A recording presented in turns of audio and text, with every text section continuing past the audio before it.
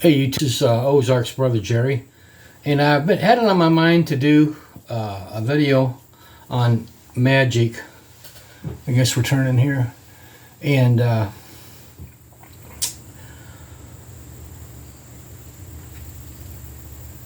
I'm not sure why people don't believe in it, but I'm going to start off with Exodus 7:12, and you know the scene where Moshe goes in and he turns his staff, or he has Aaron throw his staff down, and it turns into a serpent or a crocodile, whatever you think that happened.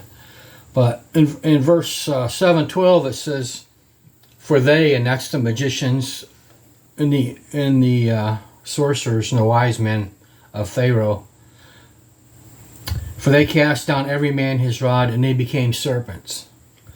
But Aaron's rod swallowed up their rods." So I've been in assemblies where people say, "Oh, the devil can only do tricks." Well, that's not what it says. It says that they turned into serpents. So I don't know why they find that hard to believe. I suspect one reason is they don't think that Hasatan has the power to do these things. And well, the very name of Elohim means that every source of power in the universe, because it's plural, every source of power in the universe comes from Elohim. So for whatever reason, Elohim has given a limited amount of power to Hasatan that he can perhaps pass on to his minions to do things like this. So I was going to title this like Paranormality, just things we don't see every day.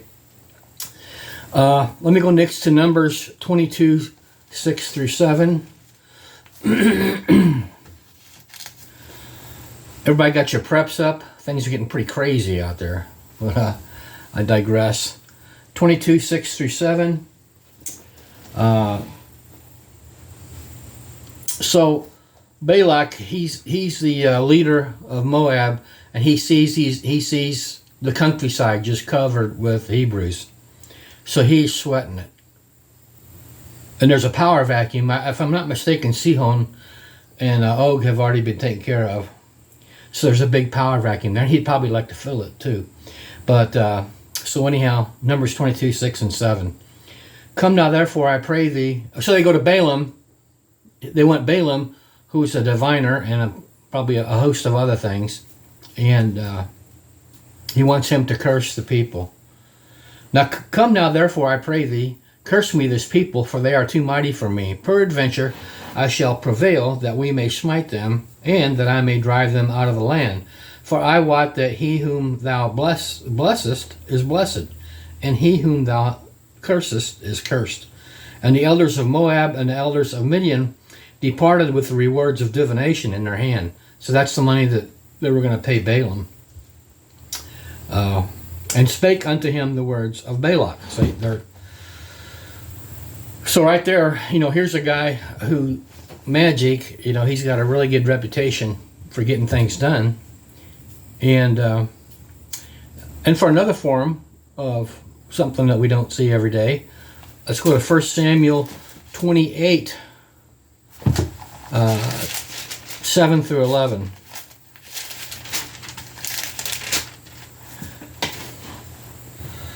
So Shaul is getting ready to go to a big battle, but he wants to know what's going to happen. So he has this great idea of going to see, and people argue, I'm going to call her a witch. People argue that she really wasn't a witch. I don't know that argument, but anyhow, to raise up Samuel and talk to him about it. Samuel's dead at this point. "So then said Shaul unto his servants, Seek me a woman that hath a familiar spirit, that I may go to her and inquire of her." And it's interesting, a woman. What? They got us in trouble in Eden, and now they could get us in trouble again. "That I may go to her and inquire of her. And his servant said unto him, Behold, there is a woman that hath a familiar spirit at Endor.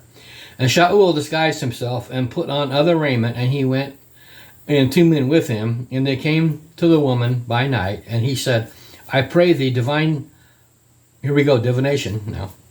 Divine unto me by the familiar spirit, and bring me him up, whom I shall name unto thee. And the woman said unto him, Behold, thou knowest what Shaul hath done, how he hath cut off those that have familiar spirits. Of course, she's speaking to Shaul, and she doesn't know it. But, in Scripture, it says to not let a witch live. But anyhow, how he hath cut off those that have familiar spirits and the wizards. So she doesn't want to do this. She doesn't want to get in trouble. Out of the land, wherefore then layest thou a snare for my life to cause me to die? And Shaul sware to her by Yahweh, saying, As Yahweh liveth, there shall no punishment happen to thee for this thing. Then said the woman, Who shall I bring up unto thee? And he said, Bring me up Samuel. And when the woman saw Samuel, so she did it. When the woman saw Samuel, she cried with a loud voice, and the woman spake unto Shaul, saying, Why hast thou deceived me, for thou art Shaul? So in verse 15, Samuel said unto Shaul, Why hast thou disquieted me? So it didn't sound like he was up with Grandma and Grandpa sitting on the front porch of the log cabin by the stream playing on the banjo. Sounds to me like he's asleep. But anyhow, that's another discussion. But so let's take a look now at Deuteronomy 18:10 through 12.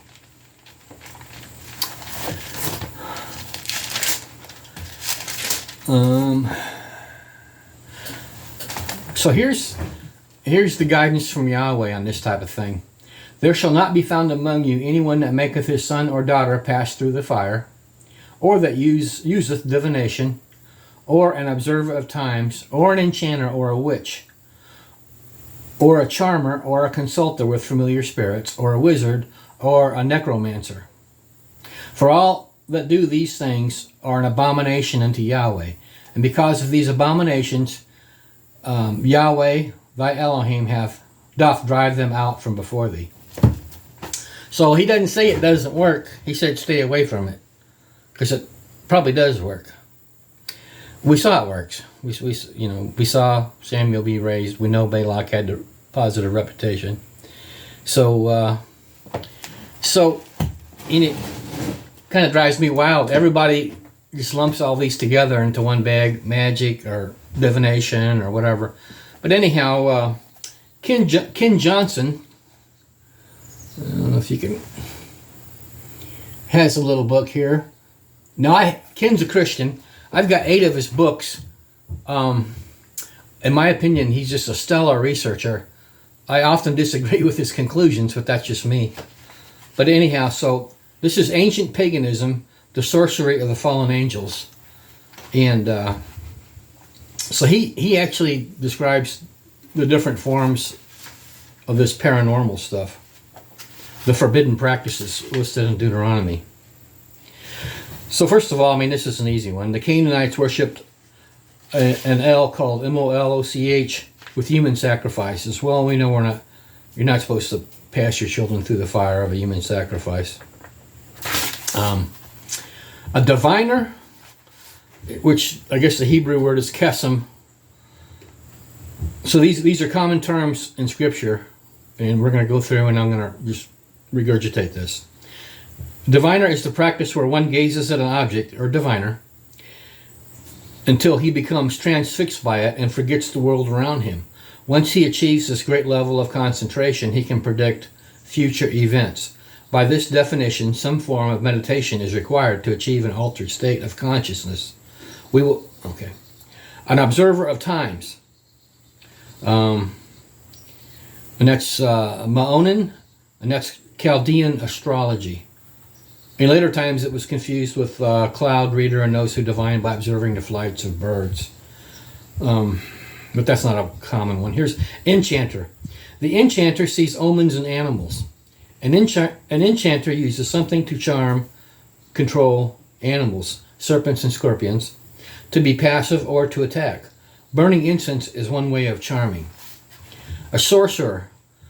Sorcerer is a general term for any occult practice. It may include drug use, meditation, or both, but it always has some method to cause an altered state of consciousness.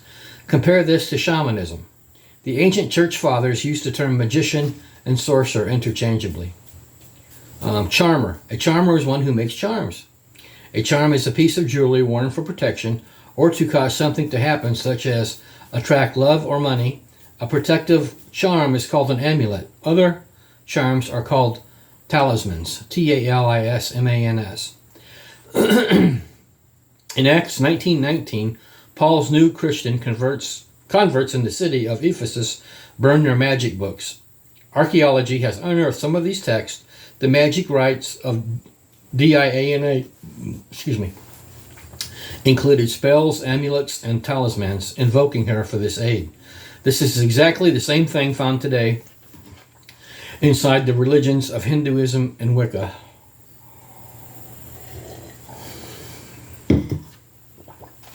One with familiar spirits. Ob. I guess that's the Hebrew word.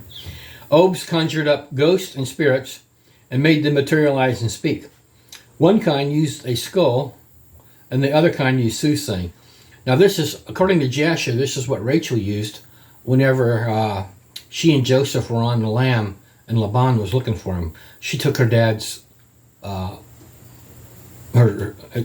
she took her dad's, he had a skull. And what you do to do this is you have to kill a firstborn male, and then you have to take his skull, and I guess you clean it up. I'll just use that term. And then you put a gold leaf in his mouth, and then you ask him questions, and he's supposed to answer you.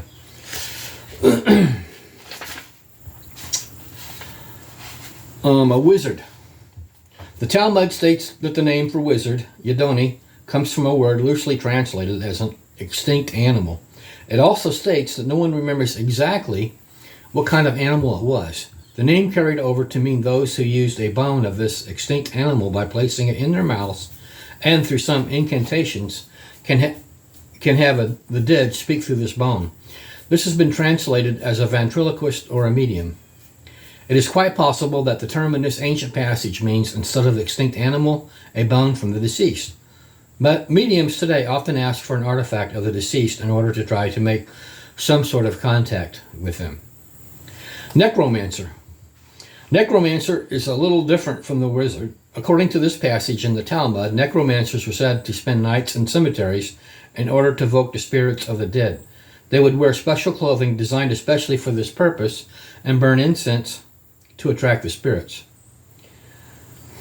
Once the ritual was thought to be complete, the necromancer would go to sleep on the grave of the deceased, expecting them to appear in their dreams and answer their questions.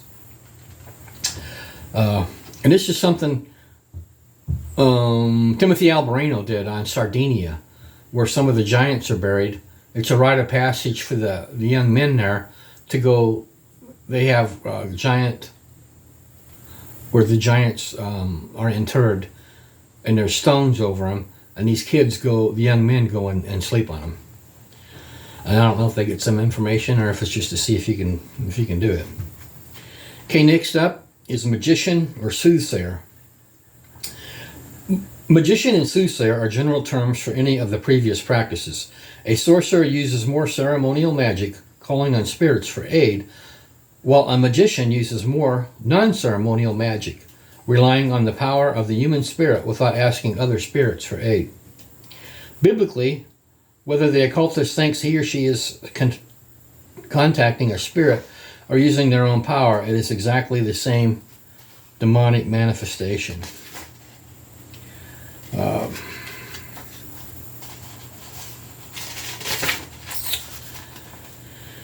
And then you can get into astrology and antediluvian, before the flood and after. Well, we have them for signs, but we don't supposed to do astrology. But anyhow, it's just been on my mind to do that, to talk about. It's not one thing; it's a bunch of different things, and maybe I suppose you can learn too much about some of that stuff. But I don't think I've done that yet. So y'all have a good day and keep your powder dry.